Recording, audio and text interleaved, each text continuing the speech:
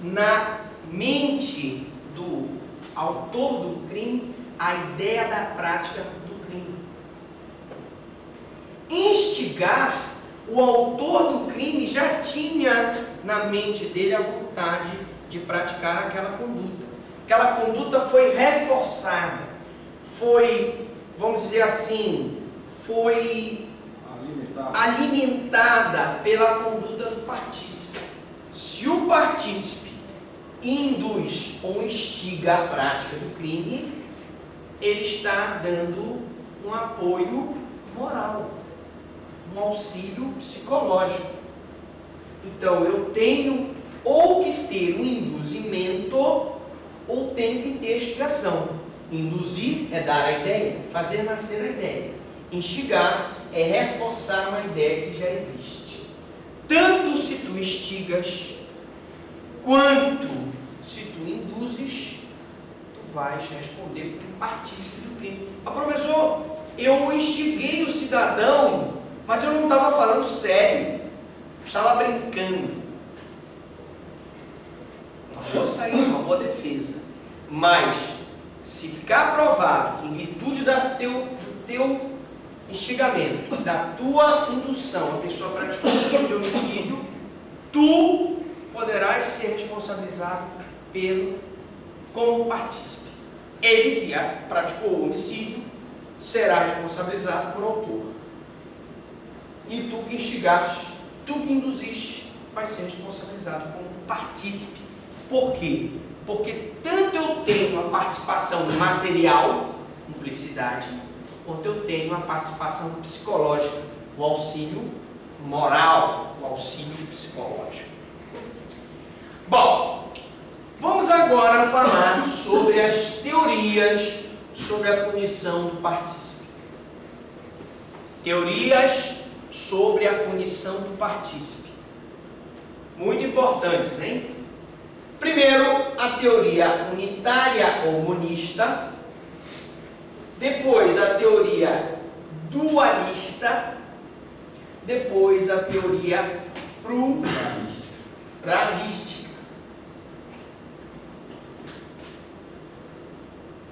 Vamos para a teoria unitária ou monista. Segundo a teoria unitária ou monística, todos, coautores e partícipes, respondem pelo mesmo crime.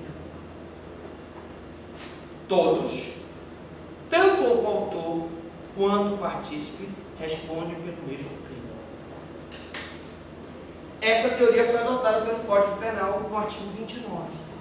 Mas professor, mas o partícipe não praticou a conduta prevista no tipo. Tudo bem.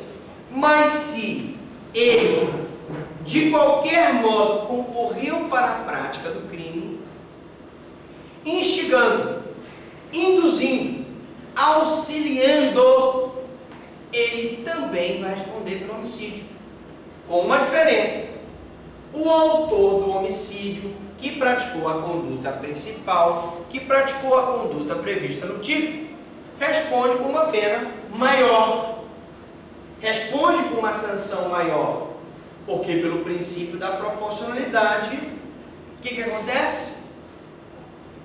A conduta dele tem um juízo de censura maior do que a do partícipe.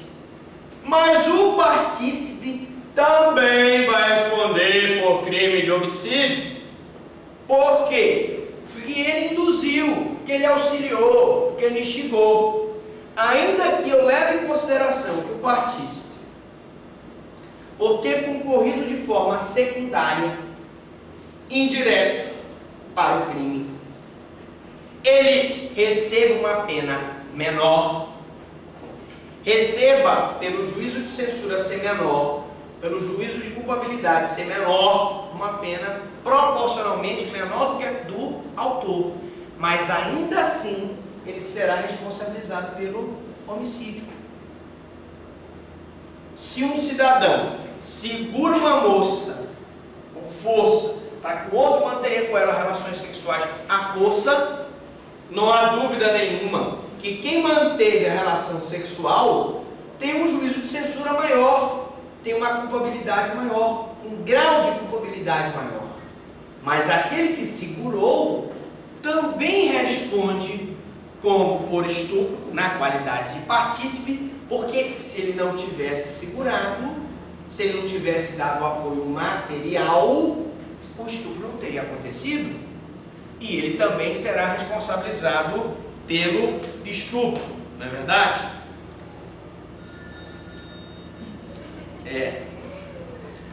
Bom, foi a vingança, né? Foi a vingança agora. Bom, teoria unitária e monista. Vamos para outra teoria, que é a teoria dualista. Os autores respondem por um crime e os partícipes por outro crime. Essa teoria não foi adotada pelo Código Penal. Por quê?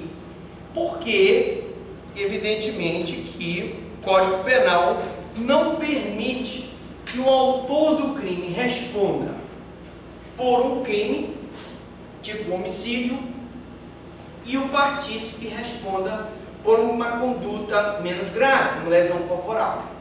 Não há lógica nisso. O nosso Código Penal não adota essa teoria. Ambos, autor, coautor e o partícipe, responderão pelo crime previsto no Código Penal, pelo mesmo crime, só que o coautor e o autor respondem por uma conduta como autores principais, como quem praticou a conduta principal, e o partícipe responde com a pena de uma conduta secundária, mas ambos pelo mesmo crime.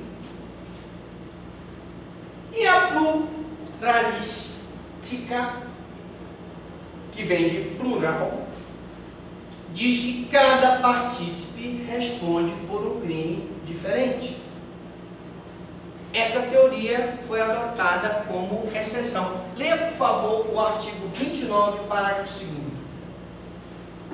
2º. Artigo 29. Quem, de qualquer modo, ocorrer para o crime, incide nas penas a este combinadas na medida de sua culpabilidade. Parágrafo 2º. Se algum dos concorrentes quis participar de crime menos grave, ser-lhe-á aplicada a pena deste. Essa pena será aumentada até a metade, na hipótese de ter sido previsível o resultado mais grave. Bom, imagine, por exemplo, o caso dos traficantes. Entra um jornalista no Morro do Rio de Janeiro para fazer uma reportagem sobre tráfico de drogas. E esses traficantes prendem esse jornalista, levam para cima do morro, e lá em cima do morro, um dos traficantes, todo mundo quer matar o tal do jornalista. Um dos traficantes, rapaz, não façam isso não, vamos só torturá-lo e mandá-lo embora. Nunca mais ele vem aqui e pratica essas condutas de estar investigando o tráfico de droga, não tem nada que investigar aqui. Isso aqui é o nosso território. Então, ele não queria participar de crime mais grave. Os outros não. Os outros queriam matá-lo. Então, embora o resultado fosse previsível, morte do jornalista fosse previsível, um deles quis participar de crime menos grave. Ora, como nós adotamos no direito brasileiro a teoria finalista, que vale a intenção do agente, se ficar provado realmente que a intenção dele era participar de crime menos grave, que a tortura é menos grave que o homicídio, a lesão corporal é menos grave que o homicídio, o furto é menos grave do que o roubo, o constrangimento ilegal é menos grave do que o estupro. Então, se ele quis participar de crime menos grave, vai haver uma exceção à regra, porque a regra que está na teoria monista diz que todos os partícipes respondem pelo mesmo crime. Nesse caso, eu tenho uma exceção à regra da teoria monista. Aqui eu estou aplicando a teoria pluralista ou pluralística, que diz que se num conjunto de pessoas, na hora da prática do crime, uma delas quis participar de conduta menos grave, excepcionalmente, os partícipes que queriam o homicídio e as pessoas que executaram o homicídio vão responder por autoria do homicídio. As pessoas que só participaram do homicídio, fornecendo a arma, fornecendo a forca, indicando o local onde a pessoa ia ser executada, respondem pela participação no homicídio. E aquele cidadão que ponderou e disse, não vamos matar o cidadão, vamos só torturá-lo, vamos só lesioná-lo e mandá-lo embora. Esse, excepcionalmente, responde por crime de tortura e não pelo homicídio. Deu para entender? Fácil, né? Tranquilo. Vamos continuar então. Vamos ver agora algumas exceções da teoria pluralista. Exceções à teoria pluralista. Por exemplo, provocador do aborto responde por figura do artigo 126, ao passo que a gestante que consentiu responde pela figura do artigo 124. Por que, professor? Porque aí está expressamente previsto a conduta da pessoa que provocou o aborto, no caso o médico, e na gestante que consentiu na prática do aborto.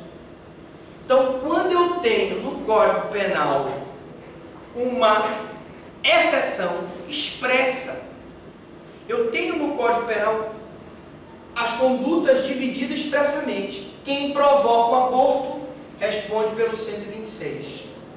Quem consente na prática do aborto, a gestante que consente na prática do aborto, responde pelo artigo 124. Mas, professor, o senhor não disse que ambos teriam que responder pelo mesmo crime? Pela teoria monista? Certo. Mas aqui é uma exceção à regra. Aqui é uma exceção. Aqui eu tenho a aplicação da teoria pluralística, em que um agente vai responder por um crime e o outro vai responder por outro. Mas tem outro, professor? Tem outra exceção? Tem. Vamos para outra exceção. Na hipótese de casamento entre pessoas já casadas. Se uma já sabe, claro e evidente, se uma é solteira e outra é casada, e a solteira tem conhecimento que o cidadão é casado, mesmo assim ela se casa, porque também vamos deixar bem claro aqui, se um cidadão casado, ele casa-se com uma mulher, enganando ela, dizendo que ele é solteiro, ela não vai responder por crime nenhum, vai responder por bigamia. Nós tivemos um caso, e eu acho que eu já tive a oportunidade de contar aqui, que um cidadão que era diretor de uma concessionária de serviço público numa cidade em que o fornecimento de energia era por diesel, ele teve um caso com uma moça chamada Rita Lee. O nome dela era Rita Lee. Essa moça tinha 16 anos e se encontrava com um cidadão dentro lá da do próprio escritório da empresa. E esse cidadão, então, começou a ser chantageado por ela. Ela dizia, se tu não me deres dinheiro, eu comprar uma calça jeans boa, uma roupa boa, eu vou te denunciar para a mulher, para tua mulher. Mulher que ele era casado lá nessa cidade.